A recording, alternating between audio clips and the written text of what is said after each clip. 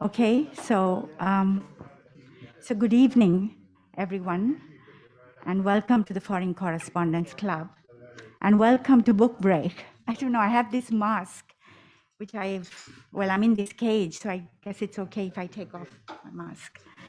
On my right is our author today, Mr. Burritt Sabin, and he's written this wonderfully researched and thick book called Kamakura, a Contemplative Guide. Book breaks are organized by the library committee, and they're usually very casual. They bring you away from the horrible everyday news. We talk about history, literature, culture, and we have these events once a month. I'll be your moderator today. I'm Subendrini Kakuchi, and I'm the president of the club. Mr. Sabin is an author. He's had a book before called Yokohama, a Historical Guide. He first came to Japan with the US Navy, and he's been here a long time. His speech will be for about 40 minutes, and it'll take us to the capital of the samurai, the 12th century Japan. And after that, we will open the floor for questions and answers. Can I give you the floor then, Mr. Sabin? Yes, the floor is all yours.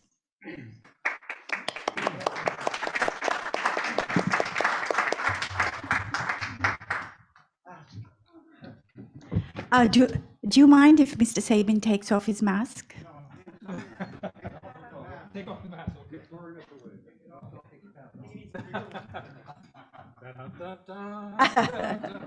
The mask come off. ちょっとだけ。そこまで。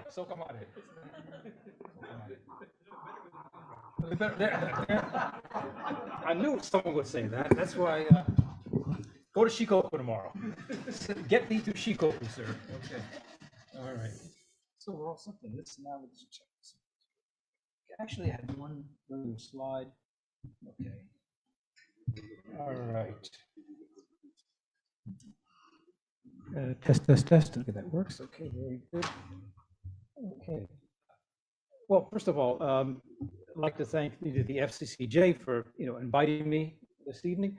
I'd like to thank Drini for the warm introduction, and especially like to thank everybody who is here today, who have braved a pandemic to come and hear me speak. That is very, very flattering. I mean, at the risk of your lives, you come here to hear me speak. So please do return safely. I do deeply appreciate your coming here.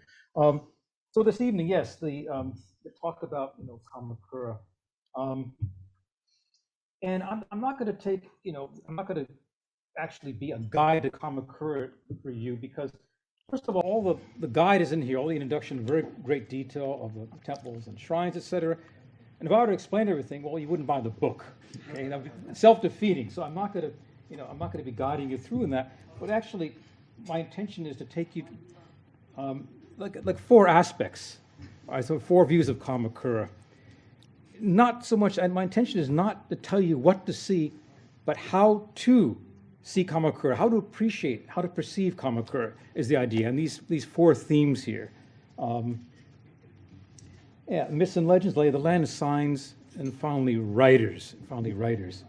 Okay, so without further ado then, the first is myth and legend.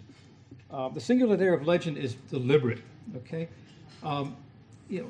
Kamakura is, there's even a book, probably some of you have read it, it's called Kamakura, Fact and Legend by a woman named Iso Mutsu. It was actually a British woman who married a Japanese nobleman and took a Japanese name, but her title of her book, Facts and Legends. There are a lot of legends that deal with Kamakura.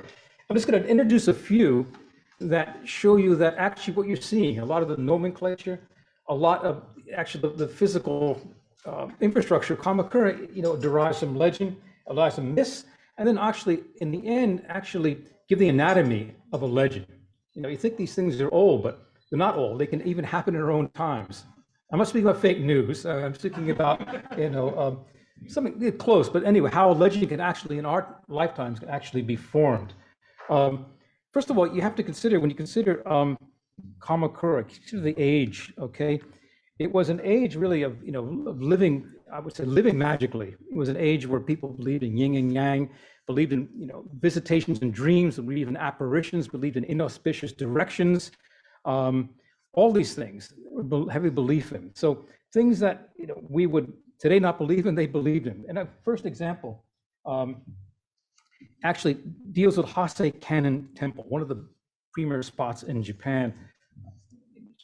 That's Hase Kannon, okay, which is the famous, Hase Kannon is an image of Kannon. It's an 11-faced image of Kannon, which is enshrined here at this temple of the Jodo Shu of Buddhism. Okay, but one thing, while the myth I want to speak about is how the image got there. It was in the back in the 8th century. Okay, it was a monk named Tokudo, who found a large camphor tree, large enough to create two, 11-headed images of Kannon. So he ordered that it be cut into two images made, one image used in Yamato, and that's the Hase Yamato temple. Another image be cast into the sea. Okay, so this image was cast into the sea, and as the myth goes, while emitting rays of light, it washed ashore in the Gai Beach in Miura Peninsula. And this, of course, this is a miraculous event, and this reached the eyes of Kyoto. So a courier came down and said, well, we've got to build a temple for it. And that temple was, Hase Kannon. See, Hase actually comes from, down in that region, the Yamato region. It's Hase. So it's Hase Kannon here in Kamakura. Not only was it emitting rays of light, but actually the plot thickens here. Apparently, when it was discovered, it was encrusted with oyster shells. And it was believed that the oyster shells actually guided the statue to this place, this Nagai Beach in the Miura Peninsula. So today, what you have in Hase Kannon today, you have something called Kakigara Inari, which is a shrine. Actually, Inari is the fox god, the god of cereals, etc. This one, Kakigara, are oyster shell shrine. And you're looking, you can see in this image here, all in the back, where usually, what Emma are, the votive, Emma, the votive horses that people write wishes on. But at Kakigara Inari, they are actually votive oyster shells. These are all oyster shells in which people write wishes, probably, for success in love or success in examinations, for whatever. But they're all hung up there. So the voice of oyster shells, this all comes from this myth. So here you have, this Kakigara Inari. It's one example. Another example is there is back turning to Engakuji, which is one of the most preeminent Zen temples in Japan. And in Kamakura, Engakuji is what the second of called the Kamakura Gozan, the second in rank of the 5 Kamakura temples. San here means mountain. Mountain is a synonym for temple, because Zen temples in China were actually called mountains. So they were built on mountains. So Engakuji is the second most important Zen temple in Kamakura. That's the Samon, or the principal gate to the temple. So anyway, Engakuji. So Engakuji, the founding abbot, was a man named Mugaku Sogen, which is his Japanese name. He was actually a Chinese Zen monk. But he when he gave when the temple was dedicated, he gave his dedicatory sermon. Okay, supposedly at that time, from a cave on the upper reaches of precincts, from a cave emerged a herd of white deer. The white deer came down, stood in a row, and listened to Mugaku Sogen give his sermon. Okay, and actually this is the cave right here. Okay, it's obviously I don't. It's once again, this is a myth, folks. I don't know how all the deer came out of this entrance. Maybe the small deer. But anyway, they came out of here and they go down. Actually, this is called let me see, Byakuroku-do, or the cave of the white deer. The cave of the white deer, Byakuroku-do. Okay, it came out of there. So what's the significance of this? Okay, this is a nice story, but every temple also, okay, Zen temples, have not only they have a name, they also have what they call a mountain name. So the mountain name of Engakuji is Zuiroku-san. Okay, Ziroku-san. Ziroku-san means good luck to your mountain. And this is, this is the old order. That's Zui Roku-san in the Chinese order. But so this miraculous story actually is what gives Enkakuji its mountain name. Zenkakuji, Ziroku-san. Enkakuji refers to the Enkaku Sutra, okay, which is supposedly discovered on the grounds where they were building it. Anyway, the mountain name comes from this story, All right, so Ziroku-san. Okay, another example of how a myth has actually, influenced the naming of one of the preeminent Zen temples in Japan. Now, those are easy stories. Another one is a little more involved, but it begins back in the 14th century with a Zen monk named Gensen. Gensen had studied for 7 or 8 years. In those days, a lot of Japanese Zen priests would study in China for many years. So he was actually, after 7 or 8 years of study, he was returning to Japan on a boat.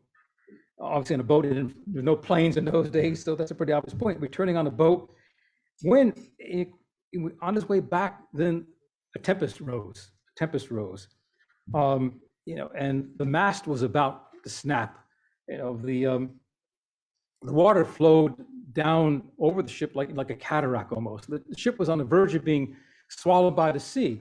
So Gensen then, he began, to chant the Canon Sutra, very, very rigorously, all his heart and soul, chanted the Canon Sutra. And then suddenly there appeared a strange-looking man, with a long nose and dressed like a cleric, okay?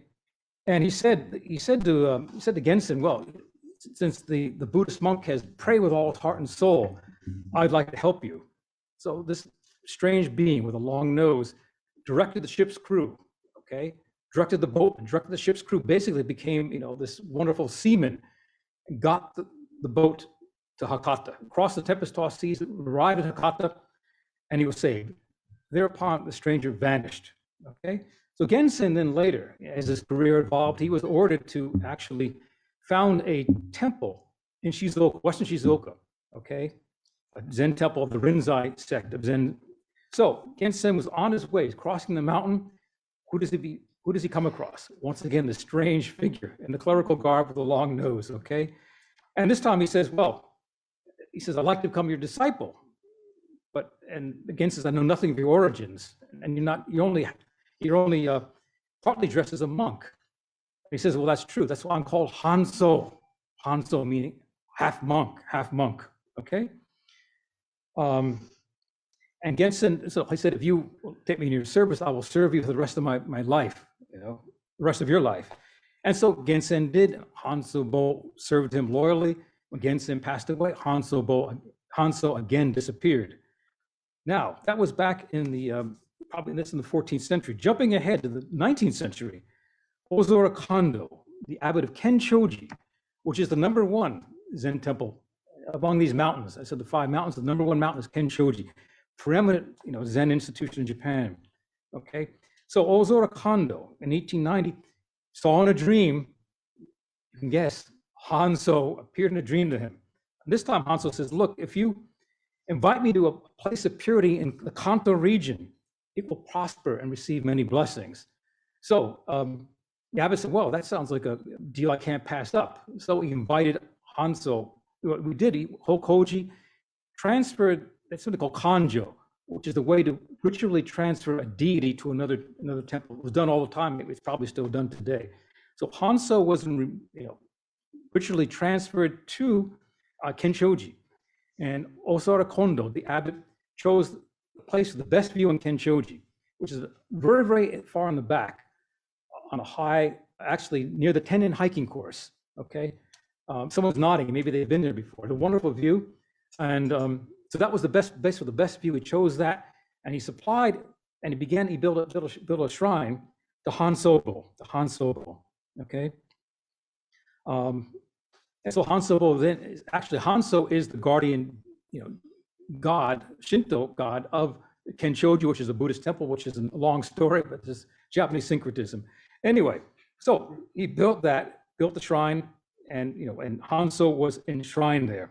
Okay, so then the point is, so I was talking about infrastructure before. So Hanzo, a lot of really a lot of people believed in him, and this the monk Ozora Kondo created his own religion, Shojokai, I believe it was called. After a while, it was so popular, they were actually bringing special trains in, and people would troop up there to worship Hanzo.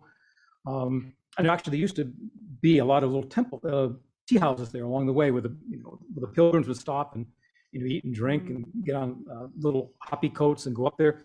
And they had actually a lot of money, and they would actually donate a lot of money to the shrine.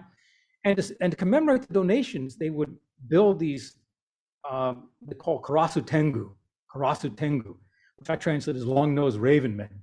So if you go there today, you will see all these statues, which is actually quite extraordinary. I recommend it. This is the way to Hanzo Shrine, and it is, to me, one of my favorite walks in Kamakura and Ken Choji, which most people don't go here. It's long. You go up this long trail, and you climb up the mountain here in the distance there. You go through a series of torii gates up the mountain. But before we get to Hanzo, actually, it's Hanzo Daigogen Hanzo, actually the great avatar of Hanzo. Before we get there, we just take literally and metaphorically a side trip, a little tangent here. On the way, on your left, you will see the Mushizuka. And a suka is a burial mound. Mushi is, of course, insect. The Mushizuka, this is the burial mound of insects, okay? And I'm always intrigued by this place. A lot of people don't notice it, but it's on your left as you go. What you find here is, first of all, it's a lot of these objects of art. And inside all these cages, I believe is a kabuto mushi, or inside all the cages here, all right? And then around the perimeter of this, you'll find, these sorts of objects on rocks, very nicely done. A dragonfly, a stag beetle. Here. Okay, another beetle, and an unidentified. I could not identify what's on the far right. Anybody knows what this is? I'll take a note. Anyone recognize that? Anyway, unidentified other object here, but it's like wonderfully done. There's always an inscription there. Why is this done? It talks about how all our lifetimes we have how many bugs have we squatted, swapped, stepped upon. We were very brutal towards insects. So this is a monument to all the insects that have died because we are, not following the Buddhist commandments. And actually, to me, it's I find it kind of moving. I'm guilty. I'm guilty of swatting, stamping on cockroaches and swatting mosquitoes. I plead guilty. I've killed insects. So this is actually, it's very well done, and it's very easy. You walk in, and people who do see it are, I think, maybe like me, are actually moved and do think a little bit about the sanctity of life. Anyway, I said this was, literally metaphorically a side trip. We'll continue our way to Hanzo Daigogen. Here we are back on the road. Okay, and when you go up here, go through these series of torii gates, and it's actually quite a good climb. Okay, I'm even, in fairly good shape, but I'm kind of out of breath because it zigs and zags up the hill. And when you get to the last zag, heaves into view all these, karasu tengu, which this is what they look like, long-nosed raven. Okay, this is a broad view here. You can't see them all. I have some close-ups all along the mountain here. See, and this is actually the shrine here, Hanzo Shrine.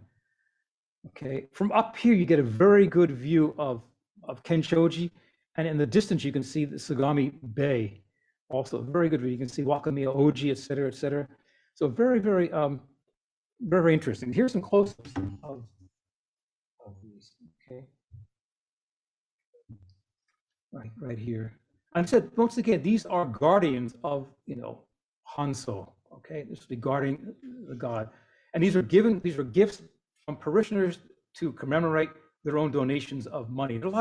There's all sorts of plaques. It's full of monuments and inscriptions. The whole thing is just really, it's surprising, especially the first time you go here. It's very, very impressive. Okay, so anyway, now we're going to go. I told you earlier about. Okay, wrong way here. Not too far here.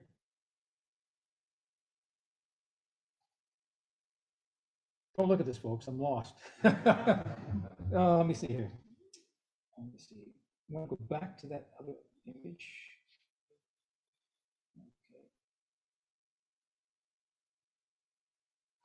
Okay. Okay. Maybe go to the end and we'll take me the other direction. Okay, maybe start here again. Okay. Okay. Oh, this is not working well. Technical help. Moshi moshi. Moshi moshi. So that's not good. Yeah, I want to get back to. Yeah, let's get here, please. Yeah, right there. Move from there. Yep. Okay. Okay, good, thank you. Okay, sorry about that. Yeah, anyway, so once again, these are, okay, there, we're back here, and we're back here, and here we are. Now, the next one I told you earlier about the finding of this legend. The legend I was speaking of, we're going to do the anatomize this, and how did this come about? The anatomy of a legend. Okay. Okay, Langdon Warner. Anyone here familiar with Langdon Warner? Anybody? You are, okay, okay. Okay, so Langdon Warner was an American scholar of Japan, okay? Had a distinguished career. He is actually born into a very distinguished family in Cambridge, Massachusetts. He was the descendant of a president of Harvard University. And he made at least 2 trips to Japan. The first was in 1910. And he studied under Kamakura Tenshin. Anybody knows anything about Japanese art? He's a primitive figure. He wrote the Book of Tea, Chano Yu, I think it's called. He was a very great collector, and many years he was the curator at the Boston Museum of Fine Arts. Very distinguished gentleman. Anyway, so Langdon Warner studied under Kamakura Tenshin back in 1910. He made a second trip to Japan, and that would have been in 1931. This time he studied Buddhist sculpture in Nara. Very, very fascinated by it, okay? The thing about Langdon Warner is, I've seen images of, this is actually, obviously it's a relief in a monument. I've seen photographs of when he was young, and he is considered a model for the Indiana Jones character.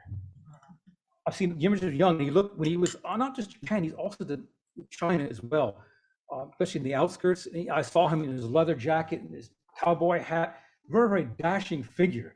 So he's one of the models for the Harrison and Ford figure. This is later in life.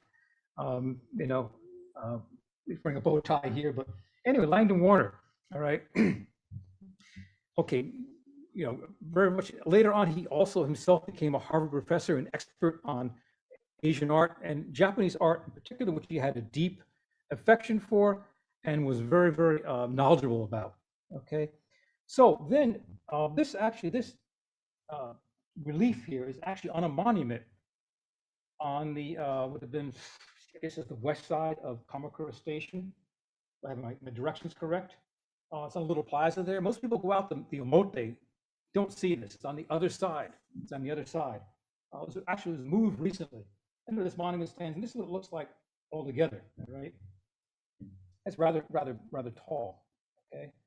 And you have, inscriptions in Japanese and English. So why is this here? Why is this here? Because this, Langdon Warner, there was the Second World War, and Kamakura, was not bombed. It was not bombed, nor was Nara, nor was Kyoto.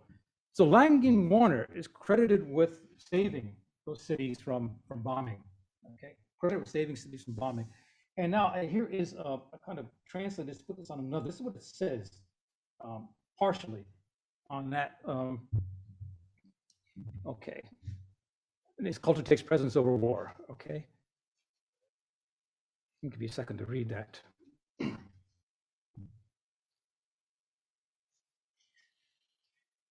April 1907. Why April 1907? This is the 20th year after the passage of the National Trust Law, the National Trust, which is actually originated in Kamakura. I'll return to that subject later. 20th anniversary of Japan's National Trust based on the British National Trust. So celebrating that, this monument was put up here. Okay, everyone's had time to read that. Okay, so what a wonderful thing. What a wonderful thing. Langdon Warner, through his efforts, save these ancient cities, or Kamakura's case, a medieval city, from destruction. However, the problem is it's not true. It's not true. That is the legend. Okay, so how did this come about? This is not true. Okay, yet here we have this monument here outside Kamakura Station crediting Langdon Warner with this. Okay, so reason it begins actually was Shiga Naoya, which you're familiar with, was a well-known Japanese novelist. Shiga Naoya lived in Nara for about 8 years. It's 2026. He was in Nara at this time, not 1926, but 1938. Down there, while I was there, he made the acquaintance of Langdon Warner. Okay, it seems to be, an intellectual like Shiga Naoya would meet, make the acquaintance of a scholar of Langdon Warner's repute, and they became acquainted. I wouldn't say great friends, but they became acquaintances. Okay, and then it was in July of 1945, Shiga Naoya sent a postcard, a rather detailed postcard, a lot written on it, to an acquaintance. And in that postcard, he credited Langdon Warner with having spared Nara from bombing. Okay, and from that postcard, then this idea spread amongst the Japanese intelligentsia. Then, when Langdon Warner, he died in 1955. After his death, Mainichi Shimbun, the Asahi Shimbun published articles talking about how Langdon Warner had saved these ancient cities from firebombing. Okay, then that same, not long afterwards, Enkakuji, which we saw earlier, had a mass for Langdon Warner.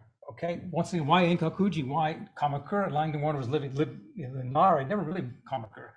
Once again, thanking him, for his efforts. All right, so it all began then with this postcard. They got into the press. And now it is considered, it's etched in stone. It's etched in stone. And the reality is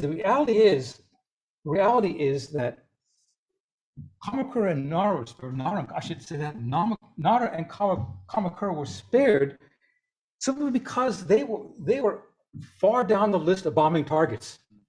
Nara was number 80, Kamakura was 124. War ended before they got to Nara. That's all it was. That's all. Okay, but this is what they call the Japanese word bidan, a beautiful story. People like beautiful stories. So even that, cultural expressions over war, we could all agree with that. It's a nice story. It's not true, and I'm not here proselytizing against it. I'm just trying to show how things can actually develop a legend like this. So it's not even that age of mystical and that age of magical thinking. It's also in our age as well. These things can happen, and I'm not criticizing. But once again, it's not true, but it is. I think it's a curious case. So don't believe everything that's etched in stone. All right, is the moral. Okay, lay of the land. Lay of the land. There are some key words here. Lay of the land. One is this kiri doshi. Kiri doshi. Okay, another is Yato, finally another is Yagura. These are three key, three topographical ideas, I think, to help you appreciate Kamakura and influence the way Kamakura has evolved. Okay. Okay, this is a aerial map of Kamakura. Here you see actually, first of all, back here. Okay. All right. Okay, this shows bird's eye view. It shows you that Japan is, Kamakura is very, very mountainous. Okay, so you have here. This is the central. This is the beach. This is Uegahama here, Zaimokuza, and this is the main road, Wakami-Oji. All the way up here is Hachimangu. Okay, and this area here is Dankazura right here. Over here is Kamakura Station. Right, it's probably the railway right here, the railway. Okay, but you see, it's very, very narrow. It's surrounded by mountains or hills, and then the hills themselves are the kind of honeycomb with these different valleys here. Okay, so first of all, this idea of the kiridoshi. These are passes. I'm going the wrong direction again. I keep doing that. Let me see here. the wrong way again. Oh,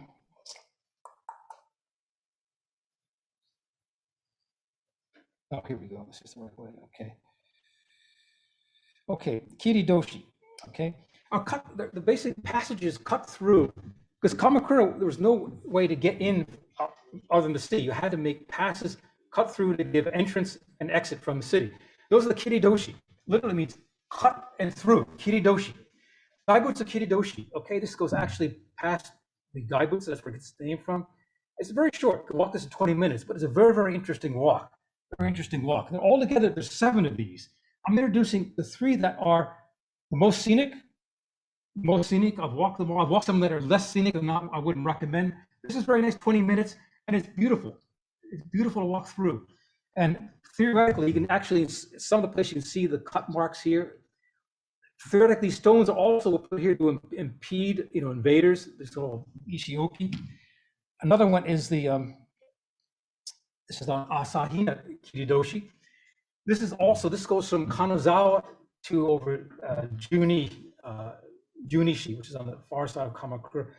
This is very long. I have to say, you can walk this in 25 minutes. Also very, very, very, very interesting. And finally, Nagoi Kiridoshi, which is also another very, very good walk. This takes you over towards Kobe, near Zushi, Kotsubo, from Nagoi or in Kamakura. All very, very interesting walks. I'd highly recommend. Remember seeing a lot of flowers, good exercise. Anyway, these are cut through to get to Kamakura. Altogether, there's 7 of these. Are the 3 that have best preserved the original contours. Highly recommended. Another concept is Yato, I showed you earlier. Yato is, it said long, narrow valley enclosed on 3 sides, okay? Written with these 2 characters. Valley door, really. Okay, so you see, Yato, they figure in literature. I mean, the word appears actually in the nominal sentence of Kawabata's Yamano-Oto. Okay, Yamano-Oto, this is Sound of the Mountain, Kawabata. Actually, in the very, let me see, I'll quote here, my own translation. Quote, on some nights in the depths of what in Kamakura they call Yato, the waves can be heard, unquote. So once again, Yato, the word appearing in the novel, all right? Okay. And let me see here.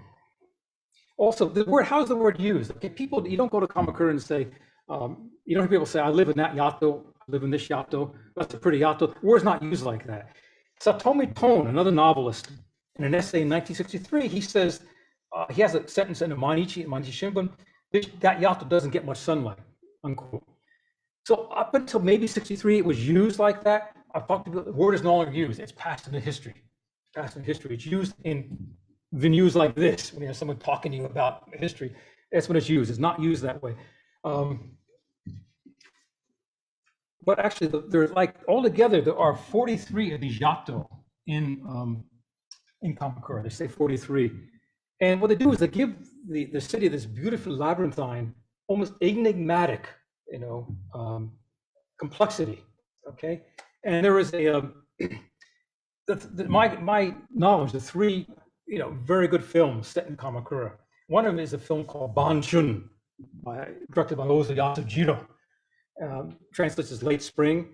In that film, Ozu uses this complex, this enigma of geography, uses it to good comic effect, and it involves one man is living home in Kita Kamakura. He's visited by a friend from Kyoto. Friend from Kyoto visits him, and then so the one friend from Kyoto doesn't know Kamakura, asks him about directions of things, and it goes something like this.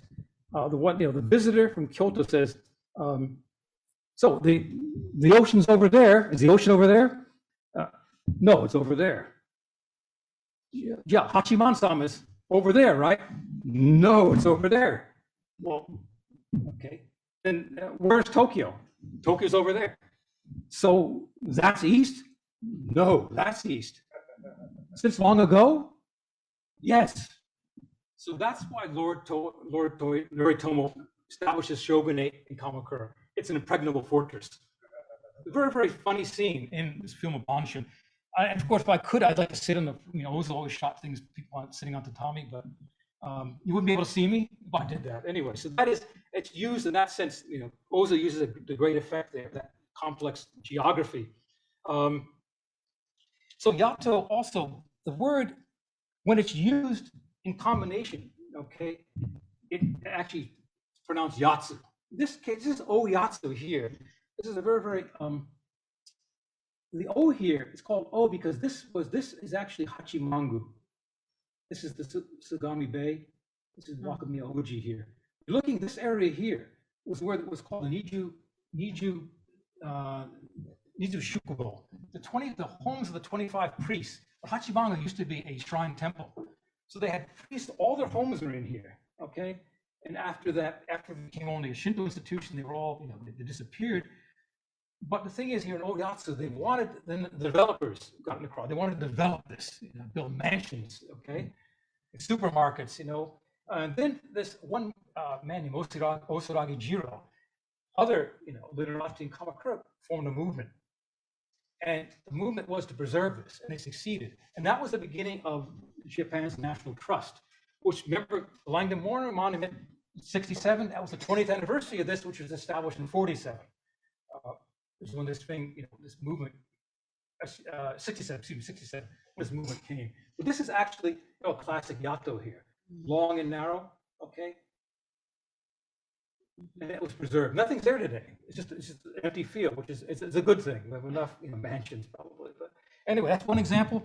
Here's another. So when Yato, becomes Yatsu when used as a suffix. Many, many place names in Kamakura explains what these names are about. This is Omido Gayatsu.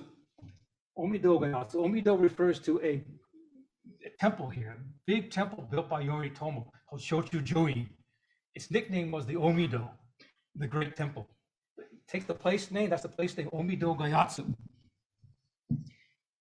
Meigetsu Yatsu. It takes its name from Meigetsu Inn. It's a famous temple, Zen temple, known for its hydrangea. Ajisai Dera, it's the sort of name. Meigetsu Yatsu. Takuma Gayatsu. This is named for a group of called Eibushi, which were Buddhist painters who settled in here. Okay, Yoritomo called them Kyoto. They settled in this area and they gave their name. There was an artisan's village here. They gave their name to this Yatsu here. Hokokuji is actually a little before this.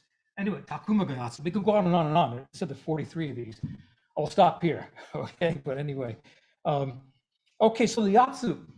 The Yato was important not only, it was important for a lot of reasons. It influenced the design of gardens because the Yato is long and narrow and it's humid. So because if you were to build, it's called a hojichi. Hojichi is a pond for the ritual release of animals. It's a Buddhist thing. In the case of Kamakura, these are usually built towards the bottom of the precincts. If you build them up high, when it rains, rain is going to come down, it's going to cascade, and it's going to cause a flood. So these are built at the bottom. This is a good example here. This is White Vagrant Pond at Enkakuji. And actually, this is over there is the station, Kitakamura Station. There's the train line. Actually, the train goes through the precincts of the shrine. Anyway, this is one example. And this is even a more beautiful example. Nectar Pond of Jochiji. Jochiji is also, I believe, the fourth of the mountains of the Gosan in Kamakura. And you see here, once again, this is the bottom here. This is the Sando, okay, the bridge. And over here you have one of the 10 wells. Up here, here's the Solmon. The distance is the Samon.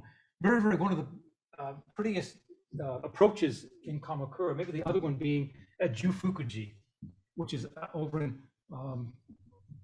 Ogi Gayatsu. Okay, but this is very, very beautiful here. Jochiji, always something flowering here. Very, very nice walk, a nice little temple there as well. Anyway, so the Yato has influenced the design of the gardens here. Because these areas are damp, it tends to, in temples in Kamakura, the flowers tend to be small, shrubs, flowers, not a lot of tall trees because of the humidity and the dampness. It's actually the definition of Yato actually includes this idea of dampness. This is just showing you just recently so there are a lot of what they call flower temples in Kamakura. One is I just mentioned Ajisai Dera, a whole bunch of them. They're known associated with flowers. took these photographs recently, so I don't really have any of the classic ones, but they all have flowers. There's a plum tree, a Tokeiji, which is one of my favorite temples, actually a sub-temple of Benkakuji. But you see the plums in here. This is a view through the Samon here. And you see all the plums here. Very, very, very, very attractive. And this is Kawazu Zakura at Hasedera, back to Hasedera. Here. Okay. Once again, here's the Hojichi as well. This is a Jodoshu temple, but it's once again at the bottom of the temple grounds. You have the pond.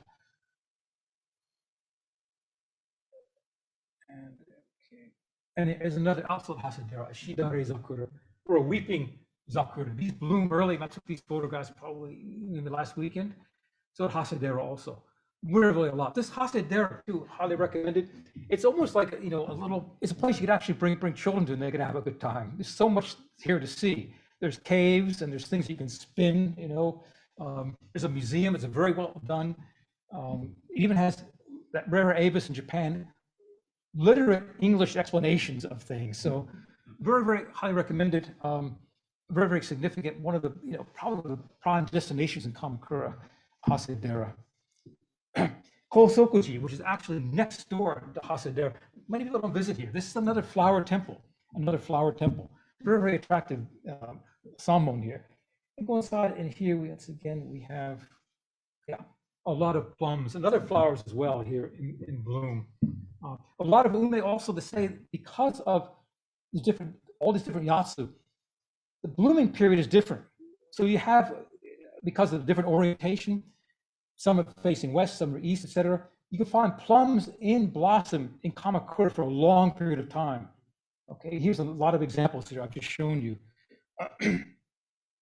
Well, also, because of another thing too about Kamakura temples is a lot of bamboo, once again because of the dampness. This is a Hokokuji. Now, I'm not much of a photographer, but you can't go wrong with this. Even an iPhone, you can get something. I think this is a fairly really good example. These are the 2,000 Mosu Chiku here in this garden, and they're tall. They're so tall you can't. I didn't have the ability to capture it on my iPhone here, but here's what it looks like when you look up. Okay, that's how tall they are. Very, very beautiful. Very, very beautiful. Okay. So once again, this is all the Yato has influenced, the layout of gardens and the what's actually planted in them in the temple gardens. Okay, also moss as well. So once again, a Hokokuji. I could not very beautiful here with the Kare Sansi or the Kare Sansi, the dry garden. There's a lot of nice moss here, a lot of statuary too. Very, very beautiful place, Hokokuji. Another concept is Yagura. Yagura are grotto tombs prevalent in Kamakura. Why? It was actually in 1242, because it wasn't. We saw the earlier image of the aerial view. There's not a lot of flat land, so they discouraged building graveyards. There wasn't the space for them. They want to reserve the space for the living rather than for the dead. So they began to use tombs inside the mountains, carve them, or natural caves in which to bury people. A very, very interesting subject. These are Yagura, once again, Hokokuji. And these are the tombs of the Ashikaga. You notice here, a lot of them contain, these are Gorinto, or 5-element steels or pagodas. This is a Hokyointo, prevalent during the Kamakura period, also a funerary marker here. But this is often, over here is another dry garden. So another point, Yagura often uses what they call shake, barred landscape. The Yagura often uses the shake in Kamakura. This is a great example of that. Other Yagura. Okay, this is, I didn't come out. Well, this is actually, for some reason, it's Ojibaki. This is the Mandara Yagura, which is actually off a branch trail from the Nagoi Kiridoshi. That trail, come over to this, and this has approximately 150 Yagura here, filled with Gorinto. This is actually in Zushi. I've talked to the Zushi, they don't know how many there are. So a lot of these things are not well documented. not well documented. They don't know how many there are. This is only open like twice a year. You're able to get in here, and you can see obviously it's it's got benches here to sit things. Very very it's spectacular. You wouldn't expect to see something like this in Japan, but there it is. Okay. Okay, then this is the 108 Yagura. Okay, these are actually, there's actually 200. 108 is a kind of a Buddhist, signifier for many, And these are above Kakuonji and the trail along there. There's a whole bunch of them. Hard to find sometimes. You got to actually walk up. It's kind of precarious, but the selling point about these is that you'll notice they're headless. They're headless. You have all these Buddhist images which have been decapitated. And once again, I talked to the Bunka affair, the cultural affairs section of the Kamakura, and they attribute it to the separation of Buddhism and Shintoism during the Meiji Restoration. In other words, the Buddhist Shintoists came in and lopped off, these statue heads. They told me, I'm not completely convinced. I could not in the end determine what I thought was a convincing explanation. These are actually, I think a lot of these were actually Kobo Daishi statues. But very, it's almost spooky to see all these rows after rows, caves after caves without any heads on them. There was a theory that they were actually done, gamblers actually supposedly took these and cut them and would bring them to the gambling dens as good luck charms. I don't buy that at all. I mean, they'd be too big, they're too big. Anyway, that's another explanation. This is another prominent Yagura, probably the biggest group of Yagura in Kamakura here. And this is one of the Harakiri Yagura, or in Japanese, the Seppuku Yagura, which is where supposedly Hoju Takatoki committed suicide. This is a photo actually taken from inside, looking out. You see also, I believe this is a Gorin toe here also. Many stories associated with this, apparently. So how many Yagura are there? Once again, this is not well documented either. There's a man named Fujikawa Hideo, who was actually a scholar of German literature, a lifelong Kamakura resident. He spent his retirement years on the trail of Yagura, counting them. And his theory is that he said there's probably, he says between 1,000 and 1,500. I mean, there are other people who are saying there's 6,000, et cetera. But once again, the city of Kamakura they don't venture a figure. They don't know. And it's probably unknowable for a number of reasons. One is that over the years, many have been landslides, earthquakes, and they're lost. Or they've been simply bulldozed, to make way for housing. We don't really know. And they were also victim of what we call political fashion. This Fujikawa Hideo, back in 1919, when he was a student, probably either in elementary school or middle school, his teacher gave a lecture about Hojo Takatoki and how bad a man he was. Remember, the Hojo were against the emperor. In 1919, this is probably a time of fervent interest in the imperial family. So he's considered the enemy, Hojo Takatoki. So the teacher tells his charges, Hojo Takatoki, traitor. Okay. So when school was out, the children, all the kids, the pupils trooped up to this, Harakiri Yagura. And there used to be something called a hoto, which is a treasure pagoda. And they all took stones and they kept throwing stones at it until finally its roof collapsed. Okay. Fujikawa was amongst them. He was actually one of the guilty parties, but they were given this anti-Hojo, lecture. Fujikawa also wasn't just, students. Later on, he also was there, the same place, when an Imperial Navy officer from Yokosuka came up, and he came up, and there was he had a stick. He took the stick, and yelling traitor, he smashed the pagoda inside here. And actually, Fujikawa actually moved to pity for Takatoki at that moment. Right? So there's also victim of political fashion, some of these Yagura. Actually, very, very interesting, not well documented, but you see them everywhere. And Jufukuji also, a lot of honeycombed in that. I wish I had a photograph of that. But anyway, you get the idea. The signs of Kamakura, okay? monuments erected by the Young Men's Association. These are something you've probably seen, but you look right through. They're hiding in plain sight. They're all over. And this says here, this is Geba. The first thing of interest about these is they're written with hieroglyphs, you know, the titles here. This is the character for horse, and it's the mane of a horse with legs on it, okay? And this explains, I'll get back to this later, but it's all over the place, all right? Everyone, look, no one's ever, probably, you've been to Kamakura, you've seen these, but you don't remember them. Why go to Kamakura to look at this? I get that. But anyway, they're of interest. Oops, what is this happening here? Okay, here we go.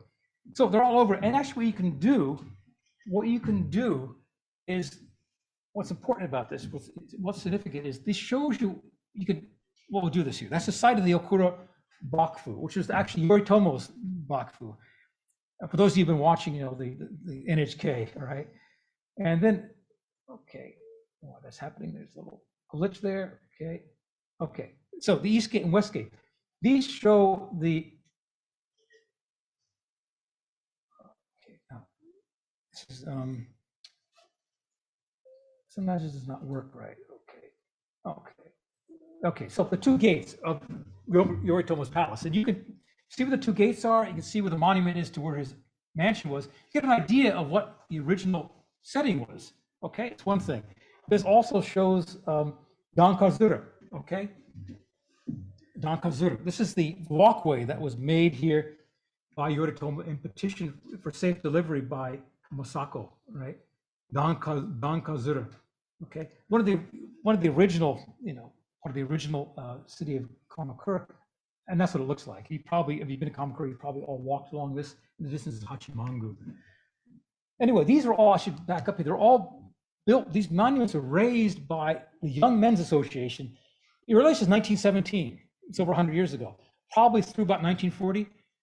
There are at least 80 of them. Once again, I don't know the exact figure. At least 80. They're all over. There's even one in the sea. You find them in Bramble. You're walking along, and suddenly there's one of these. Something significant happened there.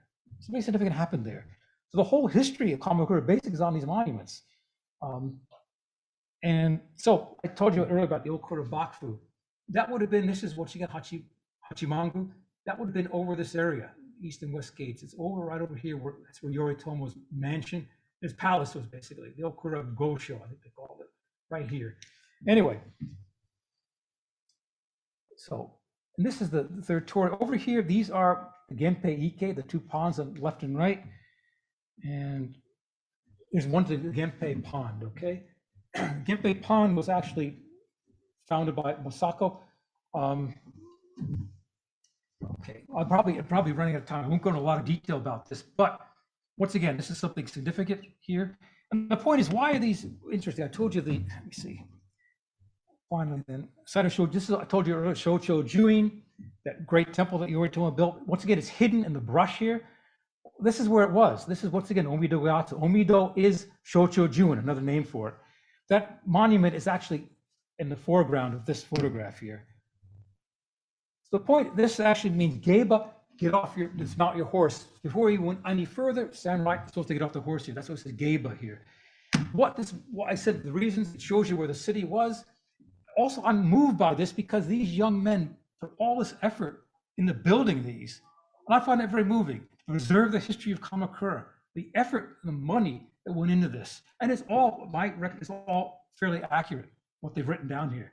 So next time you come over, just take a second to look at it. I think it'd be repaid, you know, these young men who did this, you know, a century ago. Okay, monuments to literature, okay. There's a lot also monuments to literature. There, at least this book, published by the Kamakura Museum of Modern Literature, 75 are introduced here. I tried to buy the book. They don't sell it anymore because so many more monuments have proliferated so much they can't keep up. That's how many monuments there are to literature. They're all over the place. Okay, for example, God literary sites of Ken Choji does even have maps showing all the different where all the different writers lived, or where there are monuments to them, to their poems, to their novels, etc. Similarly, not a close-up, but it shows you this is Enkakuji, the same thing. very well done, very attractive, okay? So, the Great Buddha, okay?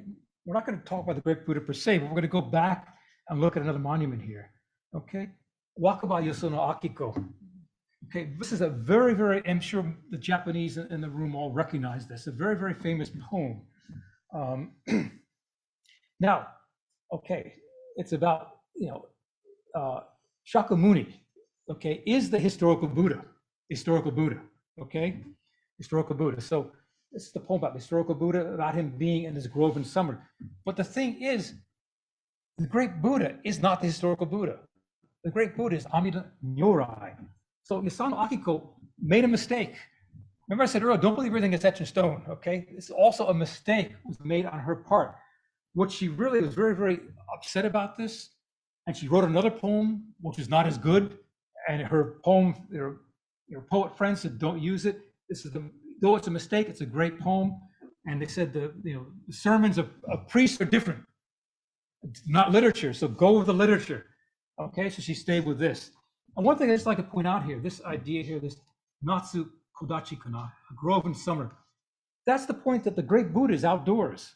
It's outdoors, which to me has always been one of its most attractive points. It's outdoors, you can see it, you can see the sunlight on it, you can see actually the little bit of gold glittering, you see the sunset behind it.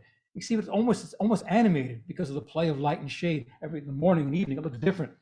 Okay, and on that same note here is this haiku by Hoshino Tatsuko, which I think is and this is what it says here. Okay, it says, Daibutsu.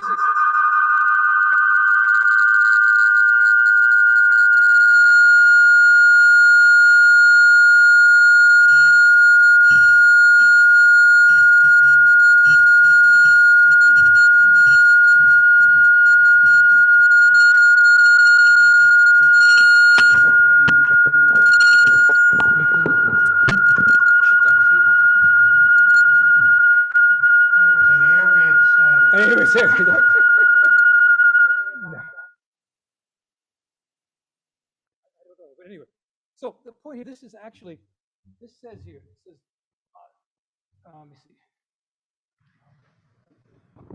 Daibutsu no Fuyubi wa yama ni utsuri keri.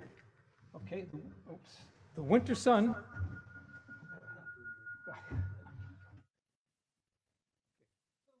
Shining on the great Buddha shift to the mountain. That's a wonderful haiku. Hoshino Tatsuko was the daughter of Kyoshi, Takahama Kyoshi, who was studied under Masao Koshiki, probably in the 20th century Japan's greatest haiku poet. His daughter was also an accomplished poet. Anyway, the point is that the Buddha had been housed in a hall. Okay, been housed in a hall. They wouldn't have these. There's actually I didn't want to introduce it, but Shiki also has a great poem on the great Buddha. Anyway. Okay, now, not enough writers. Writers in Kamakura, the Kamakura Bunshi, okay? Introduce them. Okay, so first of all, something here. This group, okay, thank you, okay. All right, Kamakura Bunshi is a group of writers that assembled in Kamakura, okay? Between probably the early 1920s through maybe even about 1970. So how did they get there? Why did they get there? Well, there's a hint here. A man named, distinguished critic actually named Kobayashi Hideo addressed once again, a postcard to Kawabata Yasunari, the Nobel Prize winner, long before his Nobel Prize winner, back in 1935. And it says, the postcard says in part, I'm living on a mountain. The air is clean, a beautiful spot. On the other side of the fence is an ideal vacant home, Western style, with an 8 tatami mat room, 2 6-mat rooms, an ofuro, plus a maid's room.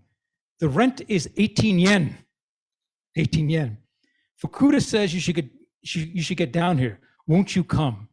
The point being, so here's very distinguished Kobayashi Hideo writing to Kawabata Yasunari saying, come on down here. The living is great. Rents are cheap, a lot of space, the air is clean. And that's the reason, the beauty of Kamakura, okay? You have the history, you have the mountains, you have the ocean. Plus you have, it's only an hour away from your editors in Tokyo. This congregation of writers, okay? And it was actually, I think the following year, Kawabata did come to Kamakura. This is his home in 1938 in Nikkaido. His first home was actually near Joko Myoji. Anyway, 1938, 3 years after that postcard was written, but he did move down here earlier. He's one of the principal writers in the so-called Circle Kamakura Bunshi. So what were these writers about? Okay, you know, there's a Bloomsbury group in England that had kind of an aesthetic unity, this high art. And there was, for example, the Algonquin table in New York City, great wits. Kamakura Bunshi weren't about that at all. What brought them together was, first of all, the nature, the beauty of Kamakura, also friendships, but also they were much more involved in civic activities. They wanted to contribute to Kamakura. It's probably made one of the salient things. They're all different thinkers. Kawabata himself was a so-called neo-essentialist school. You have people like Osarage Jiro, who wrote popular novels and historic novels. So they weren't really aesthetically aligned, but they got together and they wanted to make it a better city. And here's the gang, you know, on a trip to Gifu in 1947. And so this is Kume Masao right here. Here's Osarage Jiro, Yokoyama Ryuichi, and Nagai Tatsuo. So they're all novelists. Then here you have Kato Take, who's also a novelist. Nobuko Yoshia, the most best-selling novelist in Japan at the time. Very rich, one of the richest people in Japan. And over here you have Shimizu Kon, who was an artist, who did manga actually. Here's the gang here. Probably you don't recognize any of these names. One thing, Kume Masao, he was the best friend of Akutagawa Ryunosuke. And that famous, line where Akutagawa wrote that famous line, it was called Memorandum to an Old Friend, where it talks about that very famous expression, the bonyari stuff one, a certain feeling of uneasiness, which everybody thinks kind of he's predicting, the tragic events of the 1930s in Japan, the earth, everything was in that one sentence.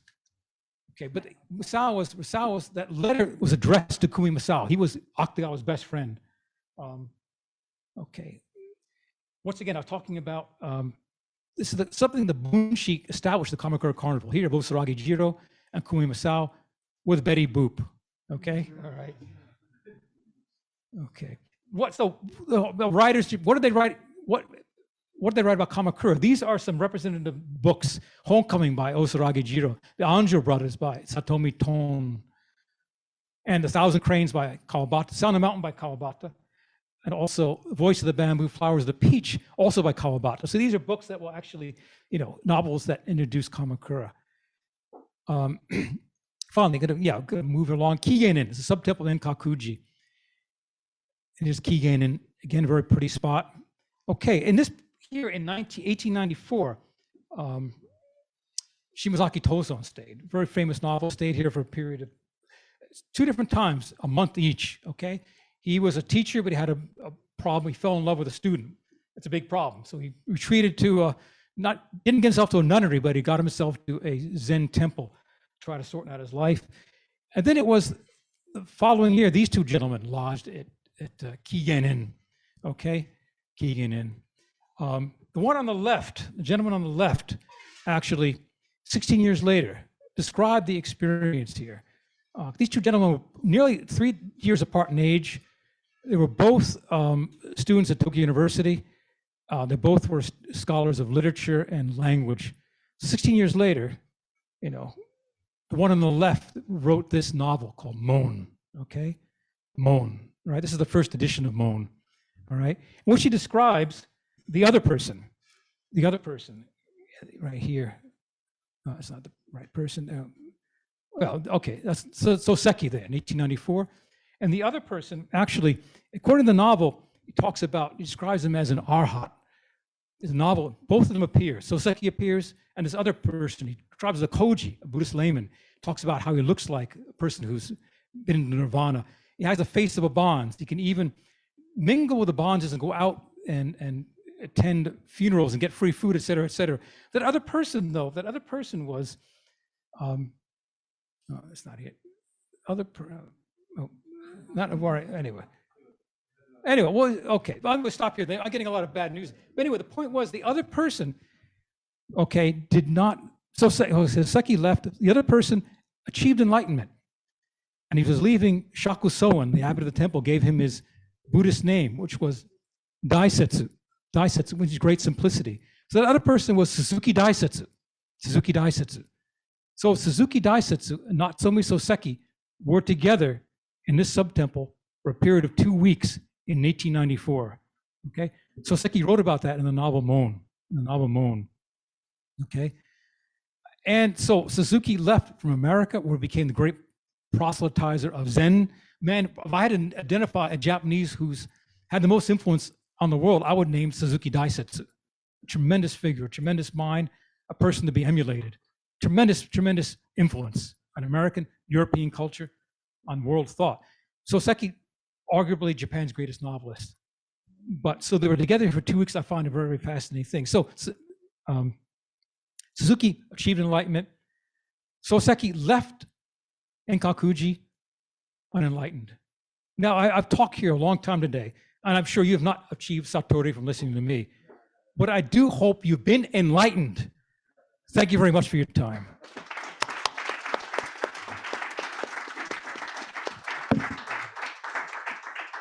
Thank you very much. Yes, it was so fascinating. I forgot to stop Burritt from talking. Okay, Mark, you have a question? So we've got about 15 minutes. Yes, go ahead. Yeah, please.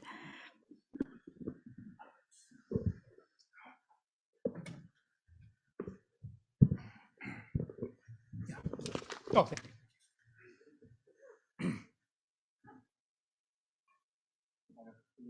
Yes. Yes. Thank you, Mr. Sabin, for a very interesting hour or so. Okay, I understand that you have visited Kamakura more than 100 times. Now, aside from the time you went with me, which one would you say was something significant or interesting happened that you can tell us about? Oh, that's a very good question. I have earlier I had shown a photo of, I showed a haiku by Hoshino Tatsuko, who was, as I said, the daughter of Takahama Kyoshi, okay, the greatest, I would argue the greatest haiku poet in Kamakura. So there is a Kyoshi Tatsuko museum in Kamakura. And so I it's only by reservation. I looked it up. It's only by reservation. I wanted to learn more about Takahama Kyoshi, associates from Kamakura. So I made a reservation. I went down there on a Saturday, and I got down there. And first of all, it's not a conventional museum. It's kind of a family affair. And I got in there, and then somebody said they're having a little. The older woman, I forget her name now, is actually the daughter of Hoshino Tatsuko. They're having an affair over there, and then the curator yelled out, "Kyakusama, Kyakusama." So I thought, wow, this is, I wanted to go in there and look at the exhibits and get some information, have my notebook and leave, but it didn't happen. They were having actually a haiku gathering.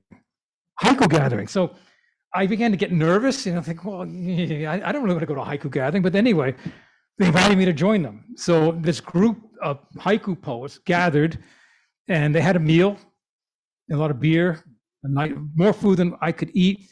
And then it came what I've been dreading the whole time. They said, okay, you got 1 hour to write 5 haiku poems. So we had to go out and everyone went out and wandered around the garden, and I had my, I got down and come back. And these are people actually go down. This woman, once again, I forget her name, but Hoshino Tatsuko's daughter is there.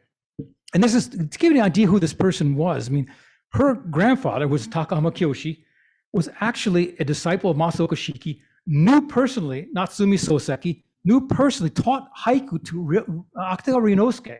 So I'm there with somebody whose grandfather knew Akutagawa, knew Soseki, knew Shiki, okay? And I'm trying to write haiku.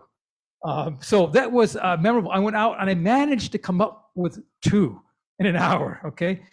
And they were very nice to me, they were very nice. And I said something about, I used the word for fall, and they said kaki biori, rather than just saying, kaki, meaning the kaki biori, meaning it's weather when the kaki are in fruit. They taught me that. So anyway, they were very nice, and I come up with two, and we had to go around the room. We had to read them all and introduce them and discuss them. But it was, yeah. So that was the most memorable. It was a good experience, and I'd like to keep up. I haven't been in contact with them. So they were very, very nice, very, very nice. They asked me a lot of questions about Donald Trump.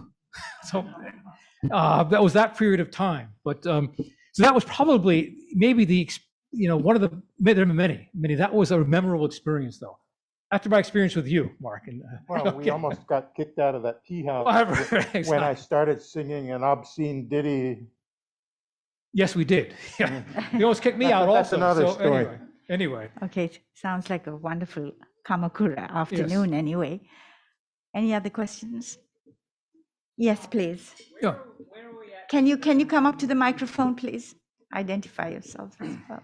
We're kind of taping this, so. Okay. Yeah, I'm Mark Lay.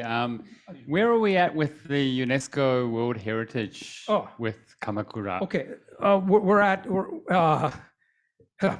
We're even beyond ground. Yeah. We're back to the starting point. Okay. What happened was, it's introduced in the book here, but a number of years they were going forward and forward and forward with that. And it looked like it was going to go through, but then there were, what happened? First of all, UNESCO, in the end, there's a process whereby they don't recommend you. And then you have the option then of trying to regroup and come back again. And so Kamakura did not make the first cut, so they withdrew their candidacy. And now they're trying to come up with a new idea. So it's not there yet. I don't know if it ever happened. The problem was UNESCO's opinion, Kamakura does not, it's changed too much. It's not preserved. There's nothing really original. Ken Choji, and Kakuji, etc. The buildings have all been rebuilt.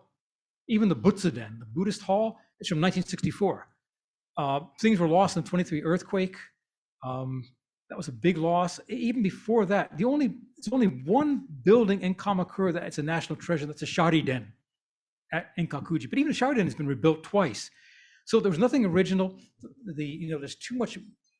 It's too modern. There's too many telephone poles. It doesn't look like a World Heritage Site should look. And they said also there's nothing universal value, which I kind of argue against. I make an argument. In the book.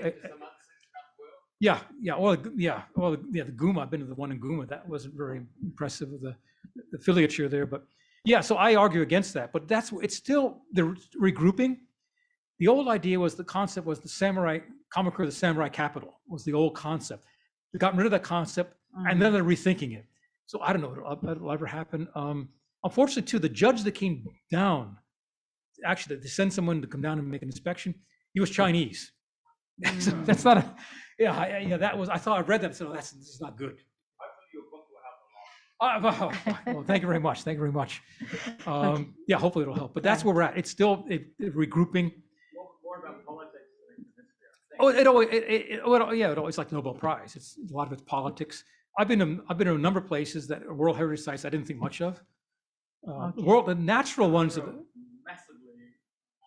outweighs them. I think some in Japan as well. The natural ones I think are beyond. Some of them are beautiful. Shiretoko, for example, they're very nice. But yeah, Kamakura, that's where we're at, regrouping. And it was probably it's been a number of years. It's been 6 years now since it was rejected. All right. Thank you very much. Yeah, thank you for the question, Mark. Yeah. Yes, please go ahead. Yes. Ken Moskowitz, with apologies for a commercial question and not an arts or culture question, but where is the book now available, in stores or online? We've got some here. Actually, it's a good question. It is a commercial question. Actually, no bookstores yet. No bookstores. It's on like 6 virtual web stores. No bookstores yet. It's the whole thing is getting bookstores though is the distribution jacks up the cost. And I don't know. I haven't taken the time to try to pursue that. So it's not in any bookstores yet. It'd be nice. Bookstores too. I mean, bookstores. I don't know how important they are even. Compared with with the web. But the answer is no. So that's something we'll have to work on. Yeah, I'm open to suggestions. There's a lot of bookstores in my neighborhood. Mm-hmm. Oh, right. Ken lives in Yokohama, so that is actually the next town over. Any other questions? Yeah. Any other questions? I mean, book breaks are also about publishing and about the authors' lives. as well. So any questions on that? Oh, my life, yeah. Anybody else? Yeah, I'm a haiku poet, yeah. On occasion. Oh, Yes, please, please, yes. yes.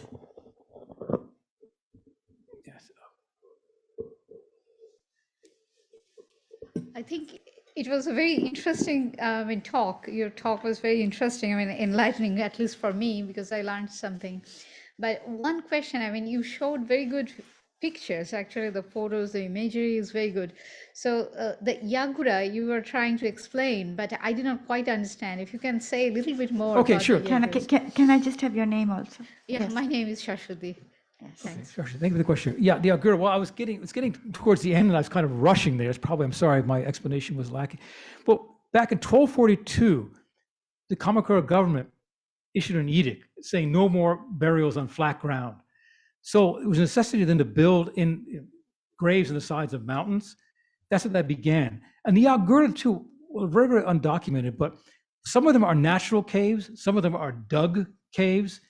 And inside them, actually, it's very elaborate. Sometimes they had a little room for a family. Some of them had doors, and inside also there are many, many Buddhist icons. I only showed you, the examples of the decapitated heads. But some actually have in the wall. They have wall paintings, of Amida Nyorai, or of Sanskrit characters. There's a lot of art inside the Yagura. But Yagura basically it's a cave tomb. And once again, we don't know how many there are undocumented. The city of Kamakura does not really have a definitive figure. Well, as I said, I don't think it's possible. But basically, there are grotto tombs created because there was not enough flat land for cemeteries at the time. Now there are cemeteries in Kamakura today, but actually going towards the Yoko Doro, there's a big one over there. But yes, that was is that helpful? Is there anything else? Oh, not necessarily. Some of them are. The Mandara Yagura, the one for which the caption didn't come out. Those are tiered. Yes, those are tiered. Not necessarily. The 108 Yagura are also tiered. But sometimes you'll find just individual ones.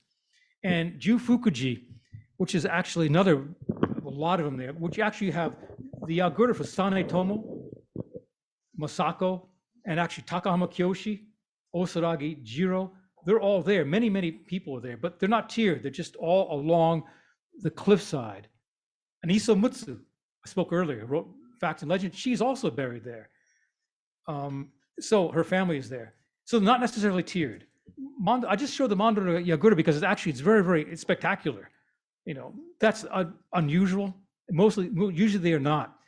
Even when you're going into Kamakura Station, leave Kita Kamakura, and you see Yagura on the left even. You'll see them, They're all over the place. You take these trails that I described, and you'll see Yagura. Asahina Kiridoshi. Walk that trail, you'll see Yagura on your right-hand side. They're all over. The Daibutsu Kiridoshi, you go from the Daibutsu side, you go down, and as you're debouching into a little field, on your right is a big cliffside full of Yagura again.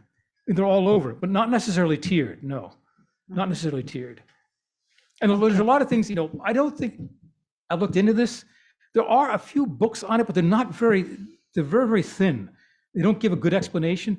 There's a lot that's unknown, and you think the city would try to preserve these. They don't do anything. I mean, they just, they don't have the manpower, I guess. I say there's a lot of artwork there. I mean, it's not high art. I mean, this is something, created for a tomb. And it's exposed to the elements, but there's a lot there, really a lot. But the answer is no, they're not all necessarily tiered. Is that helpful? Okay. Yeah, okay, all right. Well, I've got a lot of questions, and clearly Burritt can go on for another hour, I think, because it's got so much wealth of information. But I'll have to stop because it's 8:30.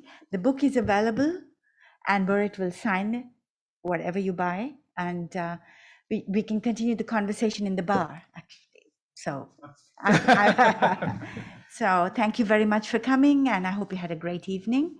Book breaks will continue. We have another one coming up next month, and it's on the politics of international marriages in Japan. Most welcome to attend as well. Thank you very much again, and a big hand. Thank you very much for coming. Thank you for coming. Thank you. Oh, yes, I forgot. And this is your honorary card. Oh, okay. So thank you very much. Okay, thank you very much. Thank you very much. Okay.